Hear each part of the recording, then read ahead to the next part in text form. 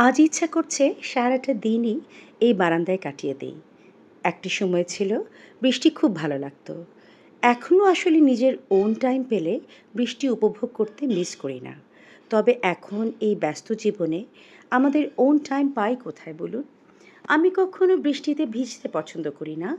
এর চাইতে বৃষ্টি দেখতে, বৃষ্টির সামনে বসে চা খেতে, গল্পের বই পড়তে কিংবা কিছু না করে শুধু একা বসে থাকাটাও আমার কাছে বেশ রোমান্টিক লাগে। এই সময়টুকু অনেক কমও যদি হয়, তাও আমার কাছে বেশ কোয়ালিটি টাইম স্পেন্ড করা হয়েছে বলে মনে হয়। আজ যেমন এই ভরা বর্ষার এই দিনটাতে ইচ্ছে হচ্ছে বারান্দাতেই দিন কাটিয়ে দেই। কিন্তু তার আর সুযোগ কোথায়?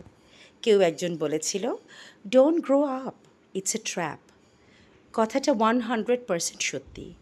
বড় হওয়া মানেই দায়িত্ব। আর দায়িত্ব যে কেবলই অন্যদের জন্য পালন করি তা কিন্তু না। এই ধরেন, বড় হতে হতেই আমরা বুঝে যাই আমাদের পড়ালেখা করতে হবে, স্কুল কলেজ ইউনিভার্সিটিতে ভালো রেজাল্ট করতে হবে, পড়া শেষে চাকরি করে আয় রোজগার করতে হবে, বিয়ে সংসার করতে হবে, সন্তান লালন পালন করতে হবে, ঘরে কিংবা অফিসে সবার সাথে সুসম্পর্ক বজায় রাখতে হবে, বাড়ির সবাইকে এবং নিজেকে সুস্থ রাখতে হবে। এই সবই কিন্তু দায়িত্ব। মন ভালো করতে নিজেকে সময় দিতে হবে, এটাও আসলে দায়িত্বই।